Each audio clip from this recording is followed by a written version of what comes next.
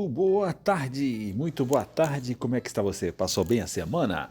Estamos novamente aqui, direto da Rádio AMS, a Rádio da Notícia, em mais um programa do sábado aí às 14 horas. Programa do quê? A Hora da Cidadania. Exatamente, estamos aqui novamente, eu, Wilson Pedrosa, e desde logo fico muito grato aí ao Ney Pires pela parceria nesse programa, nesse projeto de levar a você o quê? Uma reflexão voltada aí para o exercício da cidadania, que é o exercício do cidadão, ser respeitado pelos seus direitos que ele tem. E quem tem que respeitar os direitos? Exatamente, o Estado. O Estado que a gente vive, a sociedade que a gente vive, deve respeitar aí os direitos do cidadão, coisa que não é feita, não é mesmo? Por isso que a gente tem esse programa, a Hora da Cidadania, a hora que o cidadão, a hora que a gente leva conhecimento e informação para você a respeito de quais são os direitos, como é que funciona as coisas aqui, né? Como é que deveria funcionar, o que tem a ver a legislação. Você pode ver que toda legislação ela sempre prescreve direitos e deveres e ela sempre coloca um caminho para que esse direito seja respeitado, tá? Mas também tem os deveres, né? Deveres do cidadão. Por exemplo, agora nós vivemos uma pandemia, um estado de calamidade pública, estamos vivendo o quê? Crise na saúde pública, ou seja, todas as estruturas de saúde, praticamente no Brasil todo, com rara exceção lá no norte, né, que começou muito feio e agora já estabilizou, mas principalmente aqui no sul, no sudeste, e principalmente aqui na minha cidade, ou seja, há um colapso da estrutura de saúde pública. Ou seja, se você ficar doente, se alguém ficar doente aqui na minha cidade hoje, ele não tem como ser socorrido, não existe, né, um leito de UTI. Se a pessoa precisar ser levada a uma situação extrema de atendimento, que é na unidade de tratamento intensivo da UTI, não vai ter como. E não adianta dizer assim, cara, eu tenho dinheiro para pagar. Não adianta porque não tem, tanto na via pública quanto no espaço privado, por incrível que pareça, os leitos estão todos ocupados. Isso é muito triste. E isso é muito triste, porque também naquilo que a gente está falando, deveria muito. E olha bem, aqui tem um hospital inteiro para ser inaugurado. Ou seja, tem um hospital inteiro para ser inaugurado e o Estado, aí nesse caso, eu entro naquilo que eu estava falando. O Estado que deveria prever, organizar, administrar os recursos públicos em benefício de respeito à cidadania, respeito ao direito básico de qualquer cidadão, que é ter acesso à saúde, ter acesso a um tratamento digno, ter as condições de ser socorrido, de ser assistido, no caso, pela situação que nós estamos vivendo, o que ocorre? Né? O que ocorre? Ele não vai ser atendido. E isso é um desrespeito ao cidadão. Isso é um desrespeito à cidadania. E isso eu falei aqui, mas isso ocorre em escala em todo o Brasil. Tá legal? Muito bem. Então, espero que você esteja se cuidando, espero que você esteja conscientizado da importância de você se cuidar. E sabe como é que a gente adquire um novo hábito? Porque a gente tem que adquirir um novo hábito agora, né? O hábito de lavar as mãos, o hábito de passar álcool gel, o álcool de verificar o que a gente pega na mão, que a gente passa para as outras pessoas. E a gente não tem o hábito de fazer isso. A gente não tem o hábito de lavar adequadamente as mãos, rapaz. Pensa bem, né? E agora a gente tem que prestar atenção ali. A gente passa uma aguinha e está pronto. Não, são 30 segundos, né? Que você tem que passar, adequar, mesmo com álcool. Muita gente eu vejo passa o álcool só numa parte da mão, não. Tem que passar o álcool em toda a extensão da mão, principalmente na ponta dos dedos ali, que é onde a gente, né? Os dedos ali, né? Onde a gente transmite. A gente pega e transmite. E é com a ponta dos dedos que a gente leva na boca, leva no nariz, leva na orelha, coça os olhos. E aí é onde a gente coloca esse vírus para dentro da corrente sanguínea. E então o uso do álcool gel, lavação de mãos e o uso de máscaras, né? E o fato de a gente evitar aglomerações, é preciso um hábito. né? O hábito, a gente repete, a gente tem uma rotina, a gente repete uma rotina e nessa rotina nova a gente tem que colocar novos hábitos. E aí não é fácil, não é fácil porque a gente tem que prestar muita atenção. E uma forma, eu já falei uma forma que eu usava, mas eu aprendi uma outra essa semana, que é o quê? Uma primeira forma é o seguinte, é você imaginar que você está contaminado, você tem o vírus. E se você tem o vírus, você pode contaminar outra pessoa. E aí o que você faz? Você se cuida então, né? Você se cuida. Pô, se eu peguei esse lápis, se eu peguei essa caneta, se eu peguei esse caderno, o meu celular, que a gente sempre fica com a mão no celular, então o que é que eu faço? Vou ter o hábito de limpar o celular, de não emprestar meu celular para ninguém, né? Então você se cuida em relação a não transmitir para outra pessoa. E o segundo hábito para você pensar é o seguinte, é você pensar no benefício de alguém, né? Você sempre pensar no bem de uma outra pessoa. Então pensa que se você se contaminar, você vai levar isso para dentro da tua casa. Aí você vai atingir aquelas pessoas que você ama, aquelas pessoas que você gosta. E se você se contaminar, que você não se cuida, o que vai acontecer? Você vai a mesma coisa fazer as pessoas sofrerem. Você vai criar um problema para a sua família. Então, por isso que eu digo, cuide-se e proteja a sua família. Porque se você estiver se cuidando, você vai estar protegendo a sua família. E a família é o bem maior que a gente tem. Não esqueça disso. A família é o bem maior que a gente tem. E na família da gente é muito difícil não ter uma família, alguém que seja vulnerável. Alguém que por alguma questão de idade, alguém por questão de a existência de alguma doença, né? Que seja, por exemplo, hipertensão, pressão alta, né?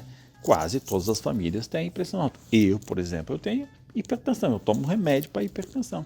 Então eu estaria agravado, né? Eu estaria agravado aí, estaria vulnerável porque o novo vírus, o coronavírus, ele provoca, né? Ele é um start, ele provoca, ele dá uma, como é que diz? Ele estimula as outras doenças que estão estacionadas a se movimentarem. E é esse movimento de outras doenças que a gente tem que causam, né, o grande malefício e tira a vida das pessoas, tá? E principalmente ele é uma doença infecto-contagiosa. E é muito bom saber, é muito interessante você saber que às vezes o cara diz, mas eu sou forte, eu isso e aquilo. Não, ninguém sabe. Ninguém. Todo mundo se acha, né? Todo mundo se acha forte, todo mundo se acha imbatível, todo mundo se acha invencível, todo mundo se acha imortal. Mas isso é uma grande bobagem, na razão de que ninguém tem a real dimensão da sua situação. E só vai saber no momento desse, talvez que no momento extremo desse, que é acometido dessa doença terrível, que tem um reflexo muito grande de perdas na sociedade, né, e nas famílias, causando muita dores, né? Muita dores não, é muito triste mesmo, porque uma vez que você é infectado, você perdeu o contato com as pessoas. Você é internado, você não recebe visitas e se agravar, você entra num estado induzido de coma e aí já era, né? Porque aí a família não vai poder te ver, você não tem contato com a família e você corre muito o risco de realmente ir e não voltar. Então pensa nesse sentido, e se voltar e se escapar, vai ficar com sequelas terríveis aí, com várias consequências decorrentes dessa doença que é infecto-contagiosa aí e provoca, ataca os pulmões aí e os pulmões nunca mais vão ser os mesmos. E os pulmões não sendo mais os mesmos, isso tem várias consequências para outros tipos de doenças, geração de outras doenças também. Então vamos evitar. A prevenção, acima de tudo, sempre é o melhor remédio. Não saia de casa se não precisar, evite aglomerações, use o álcool gel sem economia, né? Sem economia e se cuide. Cuide-se e proteja a sua família, esse é o nosso lema. E assim a gente faz essa introdução e dá eu sempre faço, eu gosto de fazer essa introdução porque isso é cidadania. O exercício da cidadania envolve direitos e deveres. E eu falei aqui de deveres e falei também aqui dos direitos que as pessoas têm, mas elas têm agora, nesse momento, o dever de proteger-se a si e a seus familiares. Como é que ela protege seus familiares? Exatamente se protegendo a si mesma, beleza?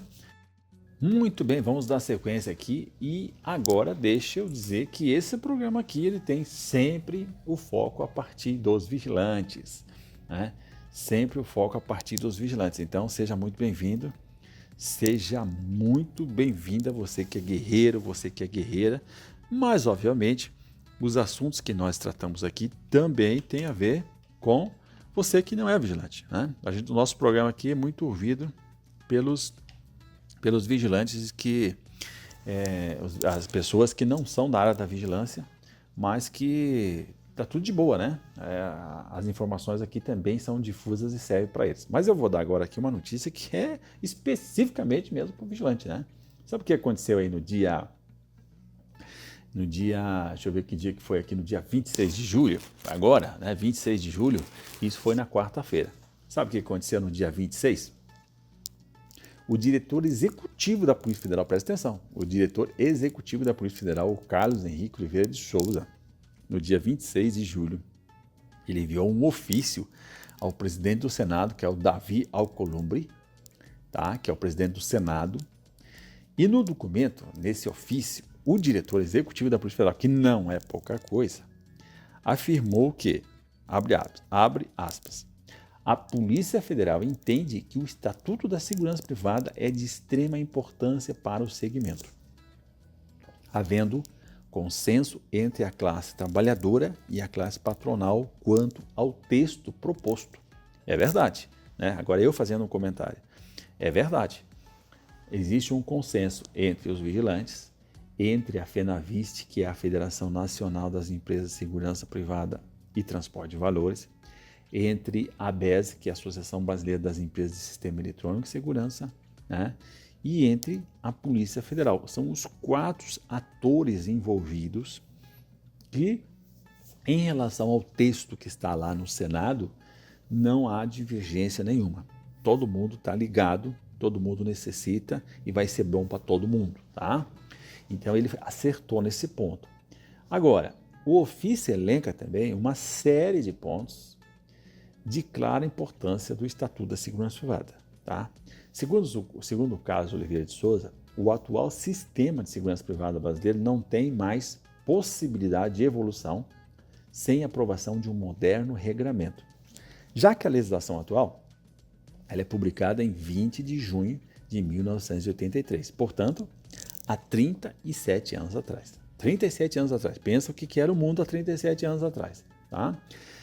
Ela hoje se encontra obsoleta, diz ele, engessando todo o sistema, inclusive os mecanismos de controle estatal. Ou seja, o cara falou tudo, né? Ou seja, está todo mundo engessado, as empresas estão engessadas e principalmente os mecanismos de controle da Polícia Federal, os mecanismos de fiscalização da Polícia Federal, da segurança privada, da prestação de serviço, dos profissionais, ela está engessada e totalmente deficitária. E isso faz com que aumente, né, isso eu falando, faz com que aumente o que? As irregularidades, aumente a clandestinidade, aumente a prestação do serviço de forma irregular. É o verdadeiro criminoso que existe aí, né? Ou seja, aquele que presta o serviço de segurança privada sem estar vinculado a uma empresa, sem ter o curso de formação, é o exercício ilegal da profissão, o nome disso. O crime é exercício ilegal da profissão. Muito bem. O diretor executivo da Polícia Federal diz ainda que sabe-se que a criminalidade avança a passos largos, quantitativa e qualitativamente falando, especialmente quanto ao aperfeiçoamento tecnológico, enquanto que as empresas de segurança privada não têm meios de acompanhar essa evolução. Primeiro, por falta de previsão ou por barreiras criadas na própria legislação vigente. Porque a lei foi feita, eu comentando agora, a lei foi feita para a situação histórica, social e econômica de 37 anos atrás.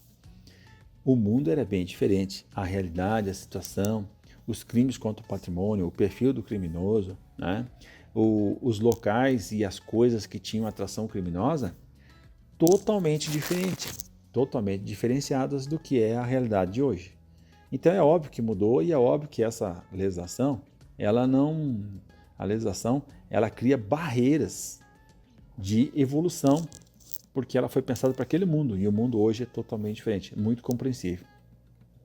O documento ele pede também que o Senado possa restabelecer uma coisa importante, que é a tramitação em regime de urgência. O que esse regime de urgência levaria o texto diretamente para a votação no plenário da Casa. Todavia, com o final da legislatura, que aconteceu ano passado, o Estatuto perdeu o regime de urgência, voltando a tramitar lá nas comissões do Senado Federal. Atualmente ele está onde? Na comissão de concorrência, né, e transparência. E ele está lá ligadinho, lá só num pontinho, que pode muito bem ser destravado para ir para a votação. Diante disso, ele diz, né, é o presente para solicitar providências e devidos encaminhamentos, a fim de viabilizar a proposição do regime de urgência e, por fim, a votação do Estatuto da Segurança Privada e da Segurança das Instituições Financeiras, que é o projeto número 6 de 2016, hein? Que ele está lá, esse projeto está lá desde 2016, ligado a um outro projeto que é o número 135 de 2010. Cara, Vigilante Guerreiro, nós estamos em 2020. Eu acompanho esse projeto lá há bastante tempo, mas eu não me recordava que fazia tanto tempo assim, em 2010. Então, ele reitera, né? O diretor executivo da Polícia Federal, ele reitera isso, e essa manifestação dele é muito importante, porque ele alerta exatamente no aumento da clandestinidade nesse momento que nós estamos vivendo, tá? Então, esse ofício, embora seja de uma pessoa só, ele é um parâmetro que deveria, eu estou imaginando assim, que deveria a FenaVisti, né, e as duas confederações dos vigilantes, assim como também a ABESE, que é a Associação Brasileira, deveria também elas fazer uma manifestação de mandar ofício, uma manifestação de se manifestarem nas redes, criar um movimento. Nós estamos lá no canal do Pedrosa Providência, convocando você, vigilante, convocando você, guerreiro, a entrar lá no meu canal, Pedrosa Providência, ou lá no meu blog do Pedrosa Providência, e se inscrever lá, assinar a petição, que a gente está recomeçando, retomando ela, e ela já está lá com bastante assinaturas, retomando ela para que a gente consiga aumentar o número na petição pública em defesa pela aprovação imediata do Estatuto da Segurança Privada. Esse é o pedido que a gente também vai mandar para os senadores a hora que tiver um número maior, né, para pressionar lá. Então eu peço que você ajude, interpele os colegas. Se você já assinou, interpele os colegas, chame os colegas, indague os colegas, informe os colegas, convide os colegas para que eles acessem e assinem, para que a gente possa fazer pressão online. E olha que isso funciona, hein? Porque a gente manda nos e-mails dos senadores. E isso dá uma pressão, tá? Isso dá uma pressão e, obviamente, agora no segundo semestre, quando começar novamente as reuniões, vai ser possível também de se fazer presente em Brasília para dar essa pressão, tá? E olha, o mais importante que tudo isso, que a FenaVisti, ela relata uma informação que, segundo estudos, estimativas preliminares, apontam que, aprovando o Estatuto, na sua implantação, vai gerar cerca de 500 mil de empregos diretos, tá? Por causa do quê? Por causa do combate às irregularidades e principalmente porque vai ser ampliado as atividades da segurança privada. De 4 vai passar para 10 atividades. E isso vai gerar 500 mil de empregos durante a implantação do Estatuto que a própria lei prevê, que é num prazo de 2 anos. Então esse número representa 50% dos vigilantes aptos a trabalhar e que estão atualmente desempregados. Isso é uma coisa fabulosa no momento que nós estamos vivendo agora, de aumento do desemprego, né, de estado de pandemia, estado de calamidade pública e reflexo muito grande na nossa economia. Legal? Então o texto do Estatuto, com certeza, ele já cumpriu todos os ritos necessários e está lá já discutido, e com certeza com essa pressão que vai começar, vai acontecer que muito provavelmente ele vá à votação aí no segundo semestre, e isso vai ser uma coisa maravilhosa, porque vai alterar tudo que você conhece a respeito da segurança privada. Tudo, simplesmente tudo vai ser alterado, e isso vai elevar a valorização do profissional vigilante, e também vai elevar também aí a sua remuneração, a sua valorização. Mas isso é papo para um outro programa específico só a respeito disso. Legal? Vamos falar para você agora, né? Espero que você esteja aí gostando do programa. A gente vai falar agora outro assunto importante, que é os casos os casos graves do Covid-19. Tem uma pergunta que o vigilante me mandou, diz assim: Pedrosa, só o fato do cara ser contaminado pelo Covid-19, ele permite receber o auxílio-doença do INSS? Como é que funciona essa parada? É o caso que a gente vai responder agora, né? Os casos de Covid-19, eles permitem o vigilante receber, né? Ou você que está me ouvindo, como é que funciona esse momento aí, tá? Então vamos lá. O vigilante que tiver diagnosticado, né, palavrinha, né, que tiver contaminado com o Covid, você já sabe que a pessoa que tiver o Covid, ele deve ser colocado em isolamento no mínimo por 14 dias, tá? Agora, acontece que essa doença ainda pode aplicar, a doença pode implicar no direito ao benefício se houver, veja bem, se houver incapacidade temporária para o trabalho. Porque o auxílio-doença é aquele benefício que a pessoa recebe quando ela está incapacitada para o trabalho. E as regras de acesso ao auxílio-doença, elas são diferentes para quem tem carteira assinada e para quem é trabalhador autônomo, para quem paga o carnezinho. Para o empregado com carteira profissional, assinada e tal, né, como é que funciona? Basta que aí é necessário ter um atestado médico que ultrapasse os 15 dias, tá? 15 dias, que ultrapasse os 15 dias. Esses dias podem ser intercalados, ou seja, de repente tem um atestado de 10 e depois tem mais um atestado de 10. Então daí o que acontece? Deu 20, passou de 15, já é caso de encaminhar o auxílio-doença, tá? E esses afastamentos, eles têm que ser intercalados aí dentro do intervalo de 60 dias. Como é que funciona? Os primeiros 15 dias de afastamento é quem paga a empresa, tá? Então, quem trabalha com carteira assinada é isso aí. Agora, quem trabalha por conta, aí já é diferente, tá? Primeiro, você precisa ter uma carência de 12 meses. Você tem um ano. A carência para ter direito no benefício de auxílio-doença é o quê? Tem que ter 12 meses de contribuição. A gente chama isso da qualidade de segurado, que é o período que o segurado possui carência, mantém direito ao benefício e pode deixar de recolher. Então, se você está na qualidade de segurado, mesmo que você não esteja contribuindo, mas você já tem os 12 meses de contribuição, quem trabalha por conta vai ter direito ao auxílio-doença. Se for empregado ou autônomo, tá? Aí deve comprovar a doença por meio de um relatório, que tem que ser um atestado médico, tá? Feito por um médico, tá certo? Obviamente. E agora, deixa eu te falar que o INSS está dizendo que o quê? Como o INSS não está fazendo perícia, então você vai ter que fazer esse pedido, o auxílio-doença é feito através do Meu INSS. E o que tem que fazer? Tem que juntar o atestado médico, aonde esse atestado vai estar descrevendo a doença, o código internacional da doença e o tempo, a estimativa de afastamento. O tempo e a estimativa de afastamento, é muito importante isso. E a identificação do médico, tá? Então, o que acontece? Você encaminha isso e o que vai acontecer?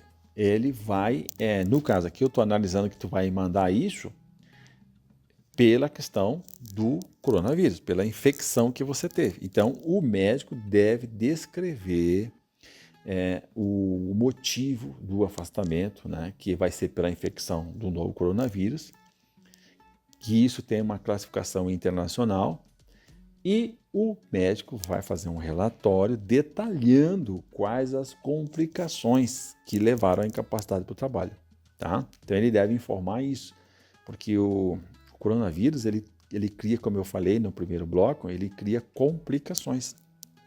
Se a pessoa for cardíaca, vai ter complicações.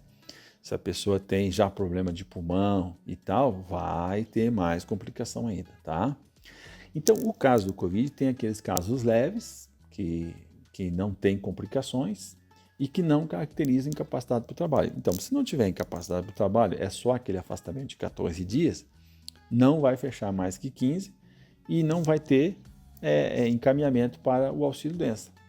né? Se for um quadro mais leves, né? Então eles não têm essa possibilidade de concessão. Agora, o caso leve ele pode não caracterizar a incapacidade, mas conforme a situação, né, pode resultar em restrição de convívio, de ambiente profissional e de ambiente familiar, que é o certo, que a pessoa tem que ficar restringida. Então, nesse caso, se passar de 14, 15 dias, ao meu ver, é sim passível de, mesmo que a pessoa não esteja incapacitada para o trabalho, mas ela está forçada a não ir trabalhar, ou seja, ela está forçada a não ter convívio social. E isso, indiretamente, como é que vai ficar, né?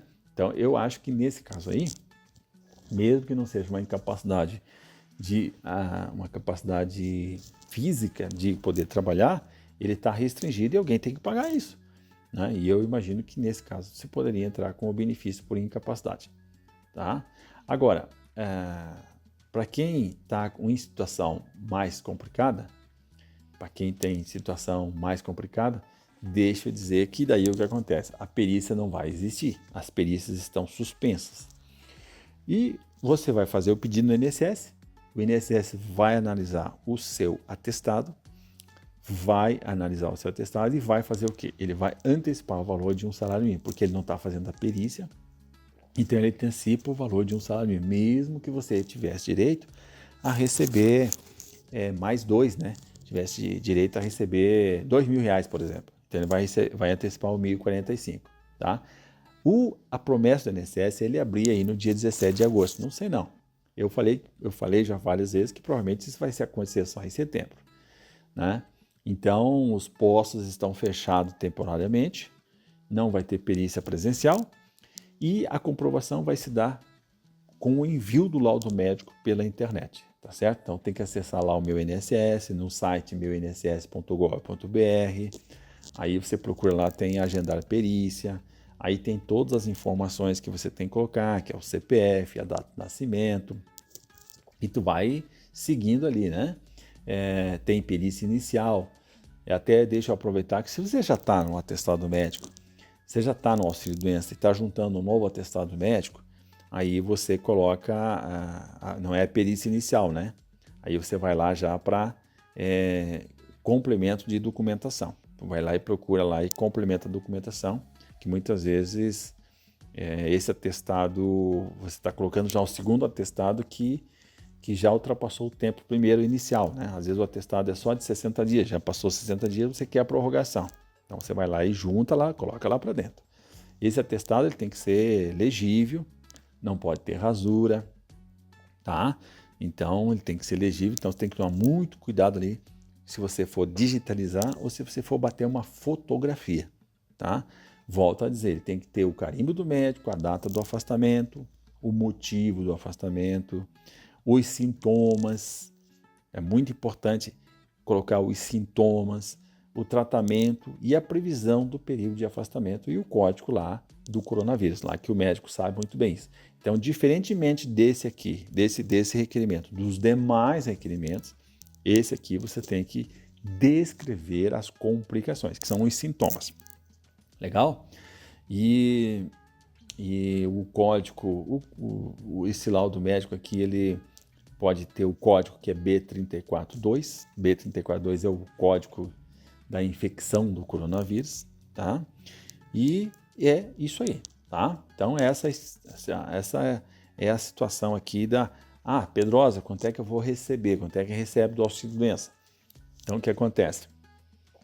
O auxílio-doença é calculado da seguinte maneira: é calculado com 91% das médias de todos os salários de contribuição que você teve, né, dos últimos 12 meses, tá certo?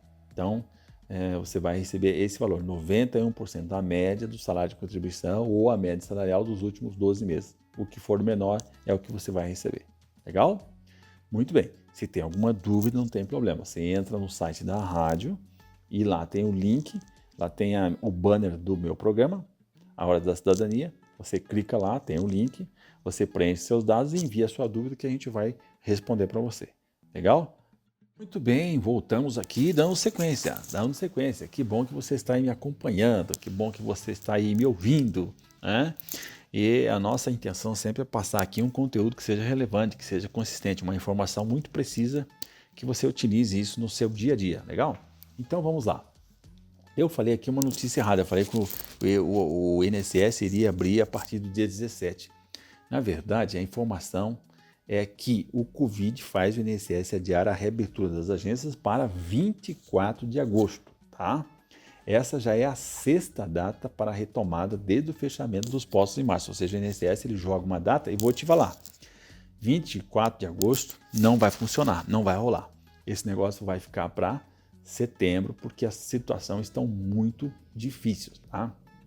As agências da INSS elas vão supostamente abrir a porta aí, dia 24 de agosto, porque saiu uma portaria agora, conjunta aqui, que foi, saiu agora na quarta-feira, saiu dia 29. Dia 29 agora aí. Dia 29 saiu essa portaria que eu estava vendo aqui, tá? E a previsão seria na segunda-feira. Então, e sabe qual é o detalhe? Os funcionários não estão querendo voltar. Então, os funcionários é que estão botando bronca ali, porque realmente não tem condição. E isso vem reforçar tudo aquilo que eu falei.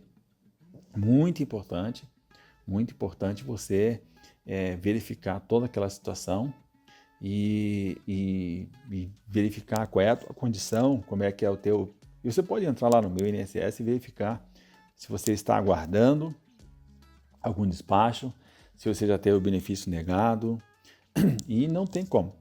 Para fazer qualquer situação de antecipação, vai ter que... Agora é a hora de você procurar se orientar para ver se você consegue aguardar aí até setembro, principalmente aquelas pessoas que estão recebendo.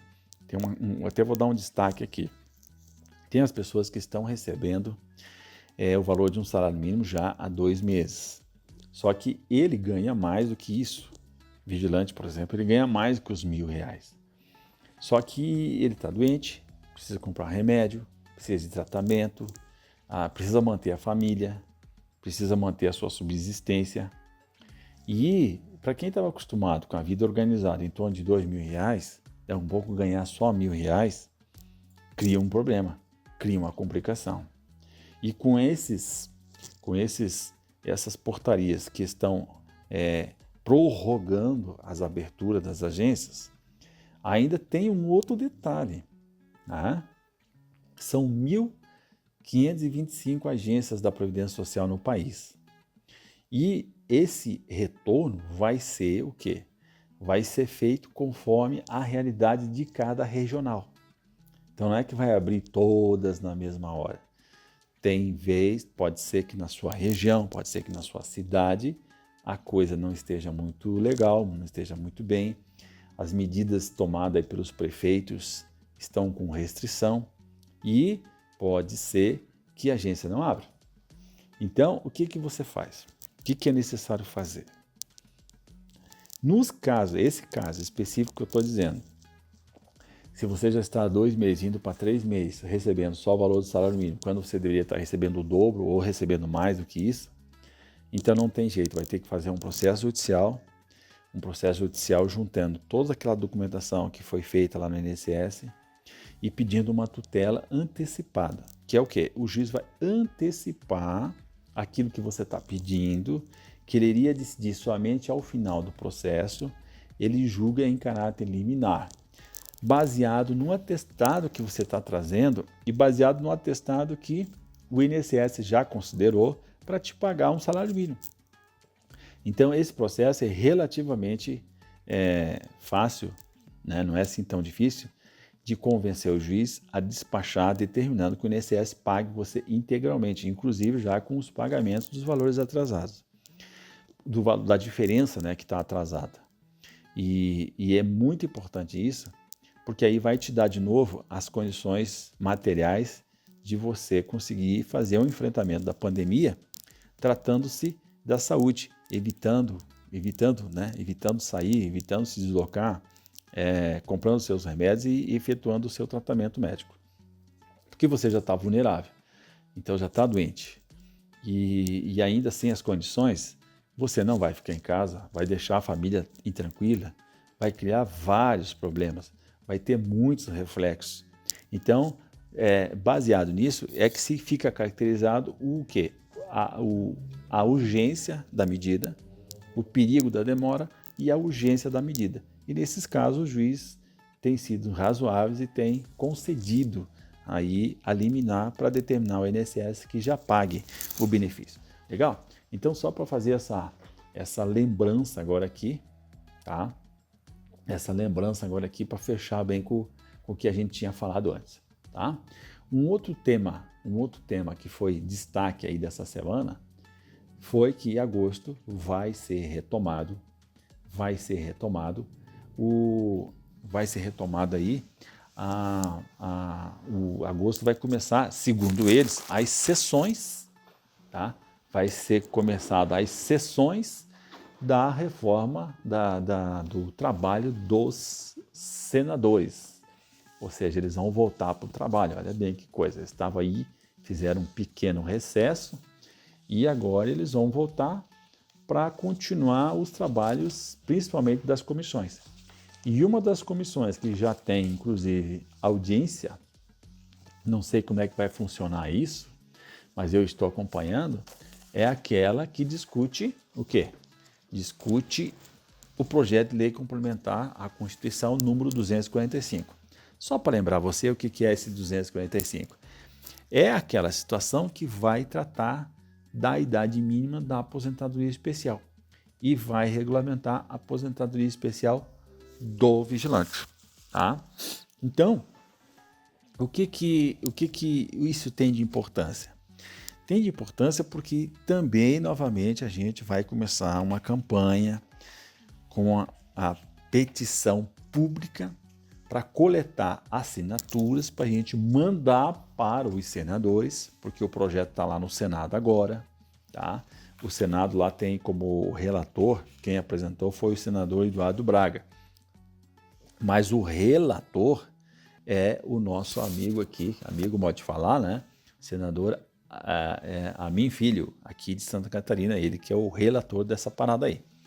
E o que vai acontecer? Como é que vai funcionar o trâmite dessa medida provisória 245? Muito importante, né?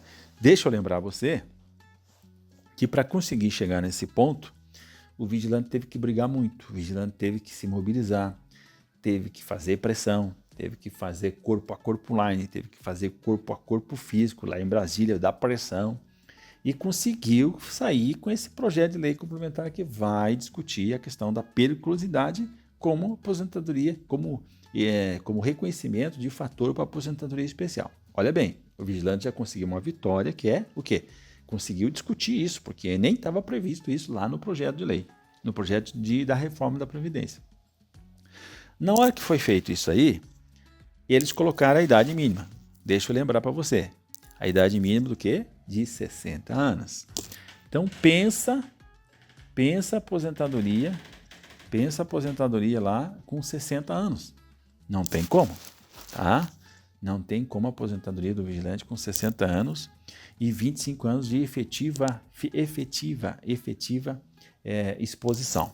E qual é a regra de transição? A regra de transição que eles colocaram foi de 86 pontos e 25 anos de efetiva exposição. Então você tem que somar todo o teu tempo de contribuição, somar toda a sua idade e tem que chegar no 86 pontos. E desses tempos de contribuição, 25 anos tem que ser de efetiva exposição. Ou seja, o projeto de lei complementar, ele reproduz aquilo que já está no projeto da reforma da Previdência e não ajuda nada o vigilante. É uma situação que o vigilante ganhou, mas se não se mobilizar, corre o risco de não levar. Sabe? Aquele negócio de você ganhou, mas não leva. Já aconteceu, às vezes, do teu time ganhar uma partida, mas já está fora do campeonato, ganhou, mas não vai levar. Por quê? Porque precisava ter um outro resultado e não teve. Então, muito importante esse projeto de lei complementar, no sentido que ele seja pressionado, seja alterado e seja retirado lá a questão dos pontos e a questão da idade mínima. Falando aqui da aposentadoria especial, também tem muita pergunta muita pergunta que me chega e a pessoa pergunta: Bah, Pedrosa, eu não consegui fechar os 25 anos. Como é que funciona agora a nova aposentadoria? Bem, eu já vou antecipar. Não conseguiu fechar. O que você tem que fazer de tudo, vamos pensar assim, você tem que fazer de tudo para fechar a aposentadoria aos 25 anos. Porque essa realmente era especial. Pegava as 80 melhores contribuições, não tinha fator previdenciário, juntava periculosidade com insalubridade e era a melhor de todas. Só que o detalhe é o seguinte, é possível essa briga até 12/11/2019. Você tem que fazer de tudo para ver se fecha lá. Se não fechar, aí vai ter que aguardar aí o projeto de lei complementar e toda essa luta que vai ser feita agora. E eu já vi dizer o seguinte, Pedro, nós não vamos conseguir tirar a idade mínima. Olha, já teve pior, porque antes nem tinha aposentadoria, agora tem. E agora tem que brigar para tirar a idade mínima. Ou seja, é uma briga nova. E na época que foi aprovado, eu digo assim que não é ruim. Por quê? Porque foi aprovado, quando foi feita a reforma da Previdência, era quase que unânime. No Senado e na Câmara dos Deputados, era unânime a necessidade da reforma da Previdência. E o que aconteceu de lá para cá? Muita coisa aconteceu. O governo não está com aquela bola toda. Ou seja, ele já está perdendo a maioria, ele já não tem aquele poder de conter, de modificar, de alterar, como ele teve no começo. No começo todo mundo queria fazer. E agora o que acontece? Já foi aprovada a reforma da Previdência. E já está valendo muita coisa. E muita gente agora está vendo que, cara, é cruel, é desumana. E então, sabe que beneficiou o regime militar. Beneficiou os militares, ficaram com 53 anos de idade mínima. Então, ou seja, beneficiou uma determinada categoria em depreciação dos demais. Que os militares, eles não têm, o volume de pessoas como a iniciativa privada. Então, o que ocorre? Há um total prestígio a determinada categoria quando não deveria ter. Né? Que, por exemplo, os policiais federais, que é uma minoria, e tiveram lá a aposentadoria mínima deles lá com a idade mínima de 53 anos. Então, ou seja, está flagrante isso. Então agora as condições de luta, de briga, de pressão estão muito mais favoráveis do que antes. Por isso que eu sou um entusiasta ali de só temos que pelear, nós temos que ser guerreiro, guerrear essa luta. Guerreiro é aquele que faz a guerra, aquele que vai guerreiro, é aquele que guerreia, aquele que briga. E agora nós temos que lutar para alterar essa situação de sistema de pontos, 86 pontos, tirar essa questão de pontos ou modificar ela, que altere, e reduzir ou retirar a idade mínima. Retirar totalmente, quando tudo tem idade, fica mais complicado. Mas diminuir é possível, porque inclusive é a previsão, definição da uma idade mínima. E a aposentadoria ela tem que ter uma idade mínima adequada, correspondente, que realmente não descaracterize a aposentadoria especial, tá?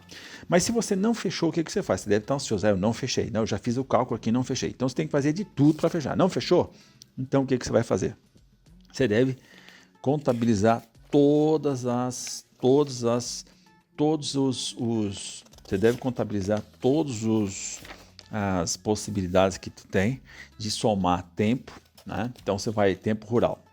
O que você vai fazer? Você vai fazer o tempo rural para poder, período rural, que agora você pode contabilizar com idade antes de 12 anos.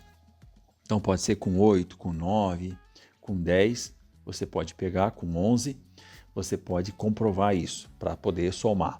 Você pode pegar os tempos insalubres, você pode pegar aí atrás daquele tempo que você trabalhou sem carteira anotada para poder comprovar, fazer uma briga para comprovar esse período. Ou aquele tempo que você trabalhou, mas não teve contribuição, mas que houve trabalho efetivo, ou que você começou a contribuir e depois não pagou mais. Então, você tem que analisar todas as possibilidades de arregimentar tempo possível. Para quê? Para você utilizar o tempo especial que você tem para converter para comum, para ver se fecha até 12/11 o tempo de 35 anos se for homem e o 30 se for mulher, para fugir à reforma da Previdência. Pedrosa, mas é aposentadoria comum. Sim, é aposentadoria comum. Só que mesmo tendo o quê?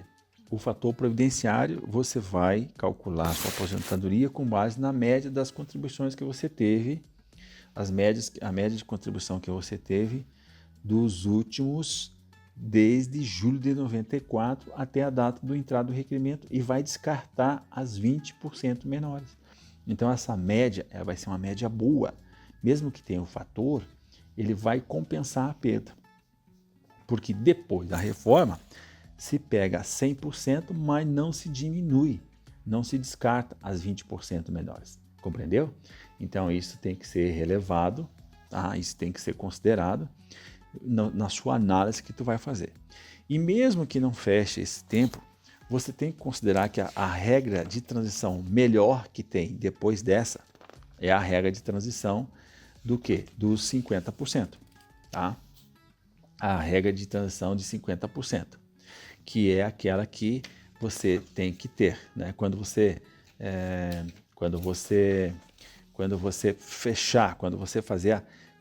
pegar, somar tudo o tempo e não fechar os 35, você tem que fechar no mínimo 33 e a mulher 28 até a data do 11/11. Porque você vai entrar na regra de transição que tu vai ter que trabalhar só mais 50% do tempo restante. E aí vai ser aplicado o quê? Vai ser aplicado ainda o fator previdenciário, mas não tem a idade mínima. Então, também não é muito legal, porque tem o fator, mas e vai utilizar 100% da média desde julho de 94. Mas acredite, ainda é melhor do que você cair nas outras demais regras e também nas formas de cálculo. Legal? Então, mais ou menos, um pouco por aí o tema. Hoje meio denso, meio complexo, mas é uma informação relevante para você. Eu não me canso de repetir isso. Quanto mais você repete, mais você aumenta a sua compreensão. Legal? Volto a dizer, se você tem dúvida, e com certeza gera muitas dúvidas, você entra lá no site da rádio, entra aqui no site da rádio, procura o banner aqui do programa, tem o linkzinho, você clica ali, preenche seus dados, anota a sua dúvida, manda que a gente vai responder. Legal? Chegando ao final, eu começo a me despedir de você dizendo, primeiro, ficando muito grato aí pelo seu prestígio, pela sua audiência, né, de todo lugar do Brasil que você esteja, todo lugar do mundo, né? Então, sou muito grato aí pelo seu prestígio, pela sua consideração ao programa e à rádio, né, que tem a preocupação de, nesse momento, levar aqui uma reflexão na hora da cidadania. Legal? Fico torcendo, fico rezando, fico mandando energias, que você tenha uma boa semana e peço que você se cuide, porque a hora que você se cuida, você protege a sua família. Legal? E peço que você também ajude a compartilhar aqui os programas da rádio, que ajude a compartilhar o programa, que ele repete sempre na terça-feira. Então você compartilhe, seja um ser da luz que leva conhecimento para as pessoas, que leva informação para as pessoas. Legal? Muito bem. Então, desejo um bom final de semana. Não deixe de curtir o seu final de semana aí com a sua família, né? Convivendo junto, valorizando as pessoas. Joia? Então deixo para você aqui um abraço para você e já estou com saudade. A gente se encontra no próximo sábado, no dia 8 de agosto, às 14 horas aqui na Rádio MS, a Rádio da Notícia. Fique com Deus. Tchau.